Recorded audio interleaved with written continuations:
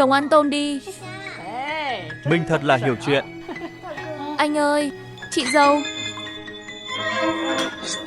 Chị ơi, Cô đã kết hôn được 5 năm rồi, cô còn về đây làm gì? lấy chồng rồi mà vẫn bộ dạng nghèo nàn này à? Anh ơi, chị ơi, em đói.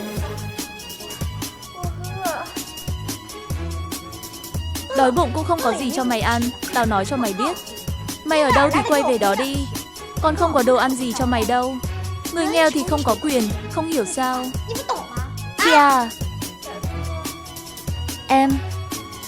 em đã ly hôn. Em không có nơi nào để đi. Và 3 ngày rồi em chưa ăn cơm. Nhìn xem, mày ăn mặc như một đứa rách rưới. Đừng làm tao xấu hổ. Nếu mày để hàng xóm bên cạnh nhìn thấy, tao còn mặt mũi nào nữa. Mau cút đi.